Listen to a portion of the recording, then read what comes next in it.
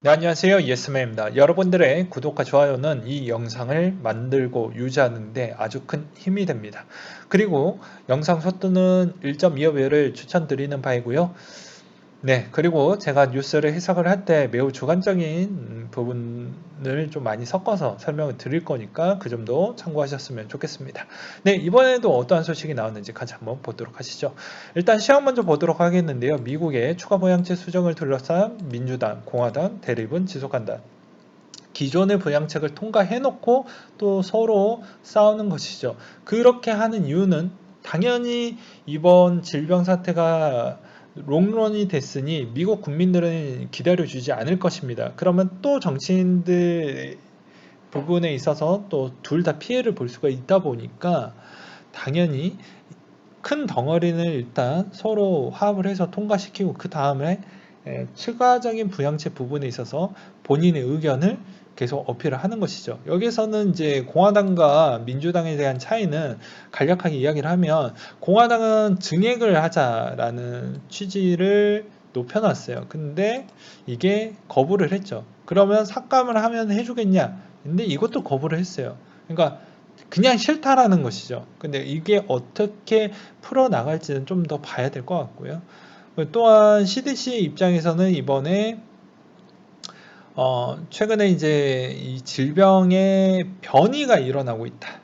그래서 요거를 어떻게 해야 될 것이냐. 그리고 추가적인 백신 부분을 계속 접종을 하고 있고 배포 물량이 약간 계속 우리가 어느 정도 공급을 해주고 있다. 이 측면을 하고 있는 실정입니다. 근데 요 공급을 하는 시점이 또 트럼프 정권에서 첫 스타트를 끊었기 때문에 어떻게 보면 트럼프가 재선의 힘은 더 많이 실어질 것으로 보여집니다.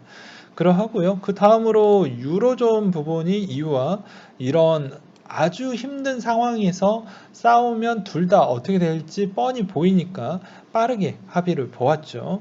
그리고 자세한 내용은 이 시간에서 다룰 수 없다는 점을 이해 부탁드리겠고요. 그리고 이제 터키는 이번에 통화정책 회의를 열고 금리를 인상을 했다. 그 이유는 인플레이션 때문에 그렇다라고 되어져 있고요. 중국은 시노팜사 개발 백신의 출시 승인 검토를 돌입했다라고 밝혀져 있는데 이걸 어떻게 할지 좀 더 지켜봐야 될 것 같습니다.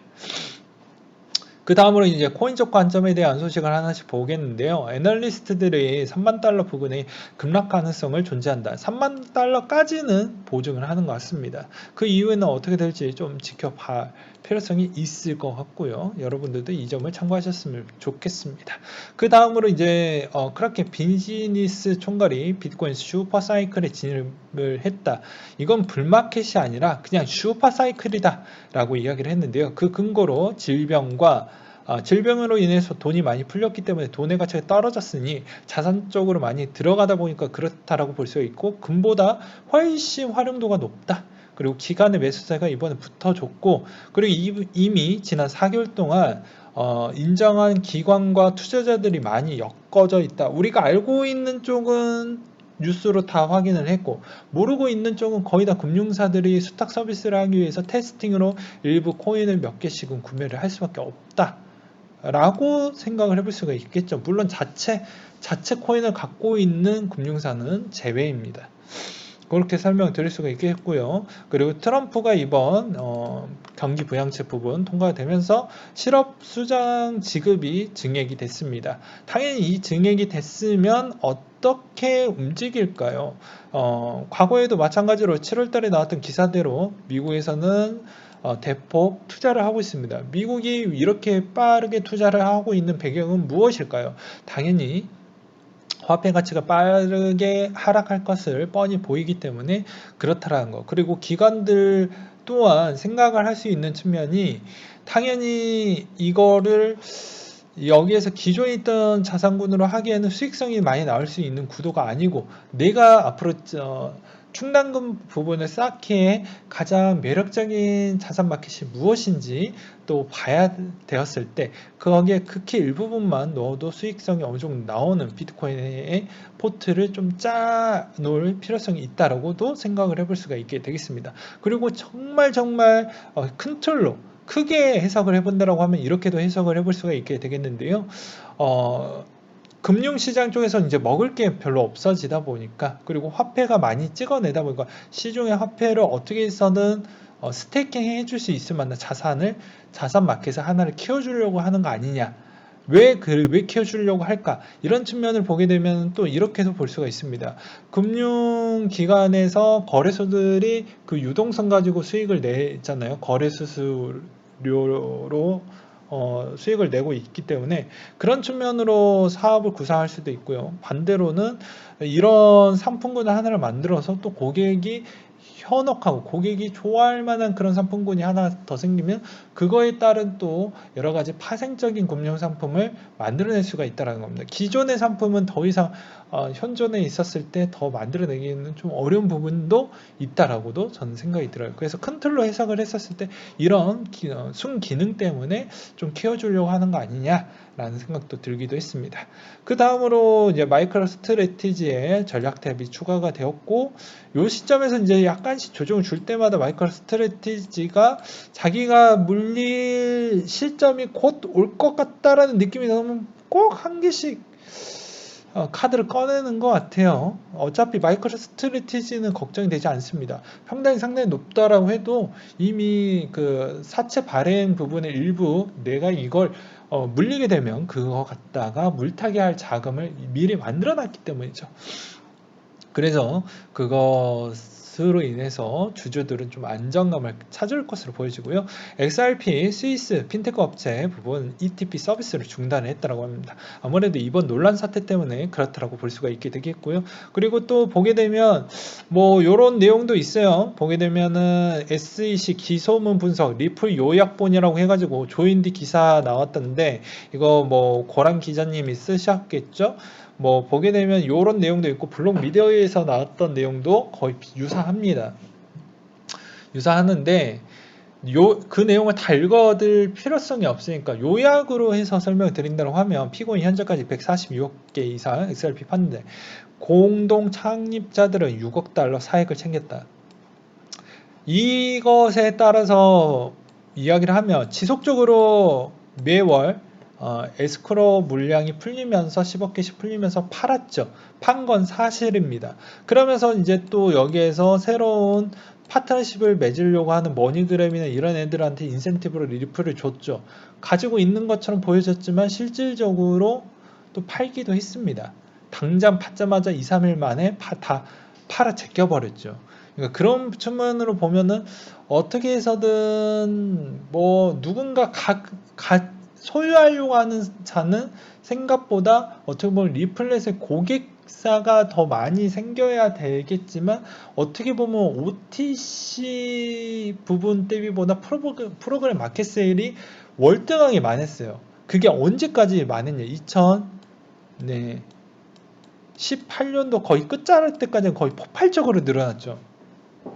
그러다가 리플렛 고객증이 너희 가격이 하방에 더 이상 멈춰지지 않는 것 같다라는 그런 측면 때문에 오히려 안 오다 보니까 그거를 오히려 OTC 쪽으로 넘겼습니다. 어차피 OTC로 가도 그 물량이 시중에 안 나온다라고 볼 수는 없어요. 스테이킹 된다라고 생각을 하시면 안 됩니다. 이래저래 했던 간에 나오는 물량은 일정 수준의 이상은 나온다. 그렇기 때문에 그거에 대해서 사익을 챙긴 건 사실이다. 이렇게 이제 주장하는 거고 그 물량이 나옴으로써 또 일부 피해자가 나오는 건 사실이다. 뭐 이렇게 하는 부분이고 그리고 XRP가 증권이 될 수 있다고 이미 조언을 받았는데도 판매를 강행했다라는 거. 이거는 저는 이렇게 이야기를 해요. 저도 XRP 되게 내 자식 같고 내가 막 이렇게 보듬어 주고 싶고 오냐오냐 해주고 싶어. 다 좋은 이야기만 해주고 싶어. 들고 계시는 분들한테. 근데 이게 모든 코인을 제가 오냐오냐 하면 제가 그렇게 할 수는 없어요. 예, 그러면 피해자가 분명히 발생을 합니다. 쓰디쓴 말도 좀 들을 줄 알고 그래야 되겠죠. 내 자식한테 오냐오냐 하면 어떻게 되는지 뻔히 아시잖아요. 삐뚤어집니다. 그렇다고 해서 이 코인을 들고 있다고 해서 우리가 소유권을 주장할 수가 없어요. 빵이는 그랬잖아요. 너 이건 주식이 아니라고. 그래서 소유권도 없다고.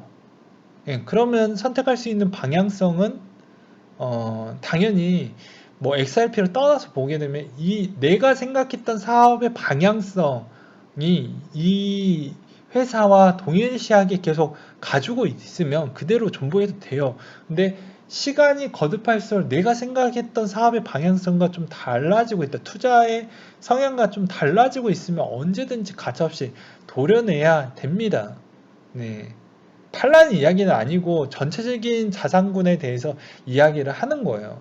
그렇기 때문에 이 이런 측면에 있어서 쓸 때도 다 꼭 좋은 이야기만 들어서 막 욕 남기려고 하지 마시고 왜 그런 주장이 나왔고 왜 그런 형태로 이게 휩싸였는지를 좀 체킹을 한 뒤에 이 논란의 여지가 어느 정도에서 마무리가 될 것인지 내가 이런 측면에 이런 논란까지도 감내하면서 투자를 할 것인지 이런 걸 좀 생각을 해보면서 보라는 이야기를 충고 드리는 바입니다. 어떤 코인을 투자를 했던 주식이 됐던 뭐 여러 가지 다상군이 됐던 말이죠. 여기서 분명히 조언을 받았는데도 판매를 강행했다는 건 이건 팩트입니다. 예, 이건 팩트예요. 근데 팔았잖아. 그러니 당연히 이거에 따라서 문제가 되는 것이죠. 그래서 이걸 가지고 뭐 5년 진짜 내가 들고 있다라고 해서 내 편 하는 건 정말 이거는 아니다라고 생각을 해요. 내가 아무리 들고 있다고 해도 명확하게 잘못한 건 잘못한 거고 인정할 건 인정해야 되겠죠. 네, 근데 리플 바 분들은 또 그렇게 보진 않으시더라고요. 깔 건 까야 된다. 그리고 또 보게 되면은 사업 수익의 대부분 XRP 판매에서 오히려 이제 하는데 여기에서 SEC가 요구하는 바는 크게 보면 두 가지로 볼 수가 있습니다. 어, 너희 요거 소각시키던지 아니면 너희 벌금 소각시키면서 벌금이에요. 이게 캐스트 1, 2가 아니고요. 요게 한 세트입니다. 너 벌금도 내고 요거 소각시켜야지 인정을 해줄게. 라는 것이거든요. 근데 그렇게 하기가 힘들 거예요. 왜냐? 주 수입원이 여기니까. 그래서 남들, 다른 코인들 대비보다 더 월등한 임원을 이렇게 데려오고 하는 이유가 그 재원이 어디 있겠어요? 여기에서 나오는 거잖아요. 근데 이 파는 구도가 코인 쪽 부분을 보게 되면 이렇게도 해석을 해볼 수 있습니다. 어떻게 보면 전체 코인들 이오스도 벌금 냈죠. 나머지 코인들은 그냥 벌금으로 다 끝낼 수가 있어요.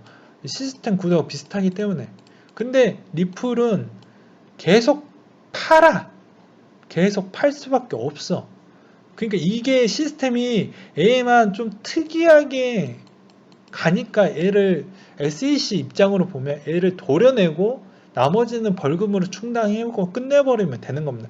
그리고 어떤 유튜버 분이 분명히 이런 이야기를 했어요. 왜 이 시점에 굳이 이렇게 했었을까요? 라는 이야기를 하시더라고요. 그래서 그 내용도 또 보게 되면은 SEC 입장으로 보면 당연히 시장에 있었을 때 트렌드가 높아지고 높은 가치를 받고 가격이 올라갈 때쯤에 딴지를 걸려고 하겠죠. 왜냐? 그래야지 어떻게 보면은 이거를 고소를 하고 거기에 따라서 법원 절차까지 갈 때 그거에 따른 벌금의 액수가 커질 거니까. 그러니까 조금마다 스타트업 때 태클 걸어봐야 의미가 없잖아요. 네, 그래서 가만히 있다가 이게 세금이 덩어리가 커질 때까지 내버려 두는 겁니다. 예, 근데 그런 측면을 또 다르게 해석하시는 분들도 간혹 있더라고요. 그래서 이제 댓글을 보게 되면은 저는 꼭 리플만 깔려고 하는 거 아닙니다. 전체 코인들이 다들 문제가 많이 있었어요. 싹 다. 근데 이제 유독 저런 시스템에 있었을 때 계속 문제에 있었을 부분이 있는데도 강행을 했다라는 거를 조금은 주의를 할 필요성이 있었다라는 것이죠.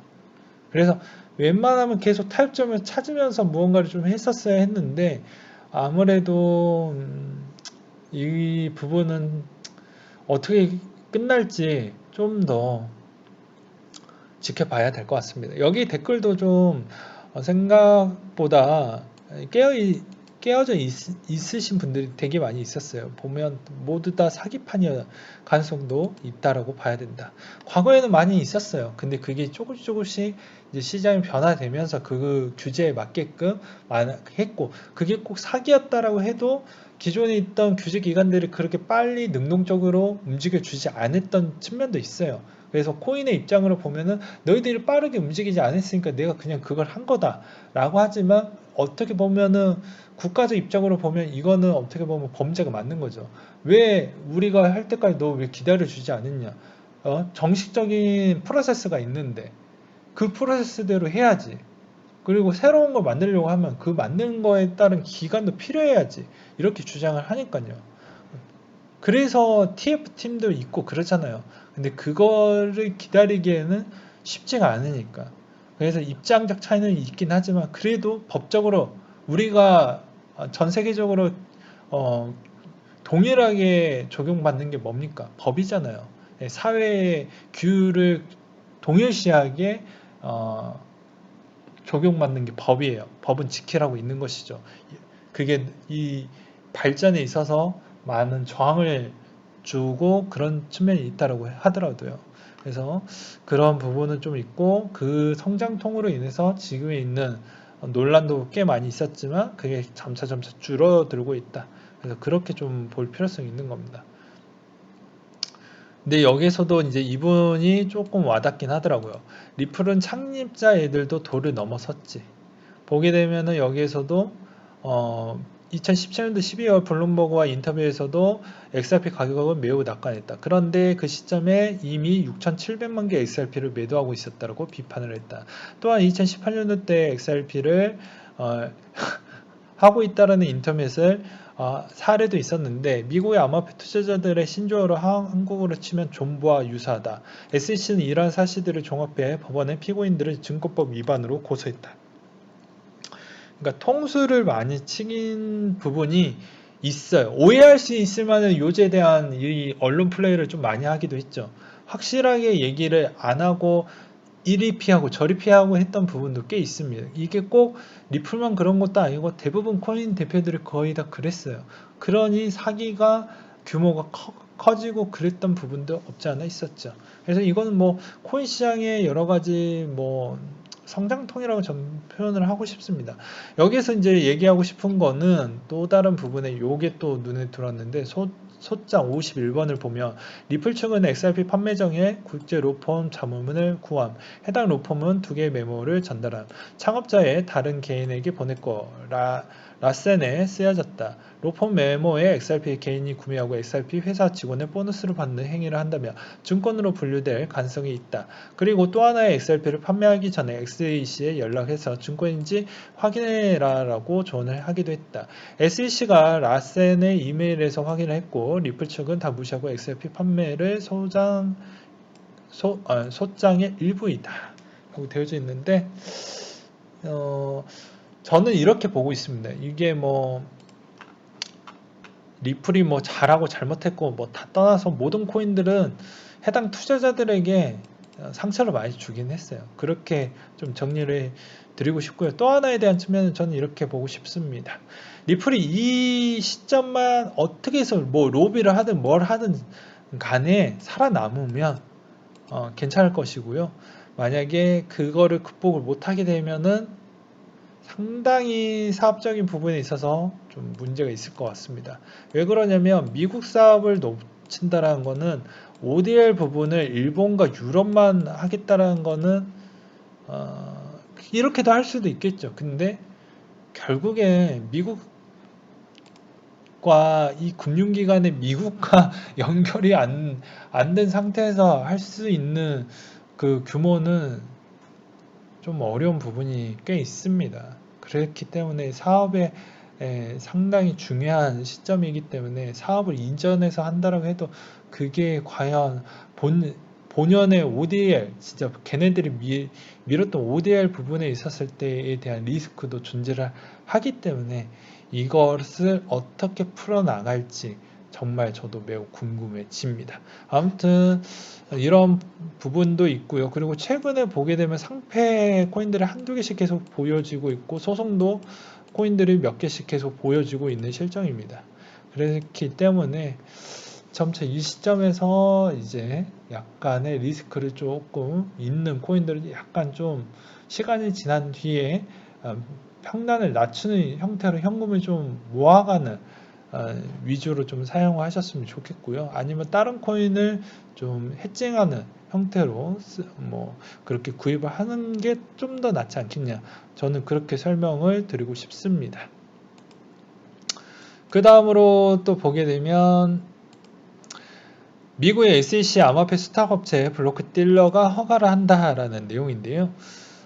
SEC가 이렇게 하는 이유가 자기들이 약간의 문제점이 있는 걸 조금 이렇게 좀 어떻게 해서든 좀 도려내고 나머지 부분에 있었을 때는 다 순탄하게 좀 진행을 시키려고 하는 것 같다라는 생각이 들더라고요. 예, 그런 측면으로 좀 해석을 해봤고 그 다음에 기관 투자자들이 내년 이더리움 투자에 나선다. 수요가 높다. 이 부분에 대해서는 왜 높을 수밖에 없는 이유 중에 하나는 선물이 오픈이 되면 당연히 기관 투입 자금이 많이 들어올 수밖에 없는 측면이고요.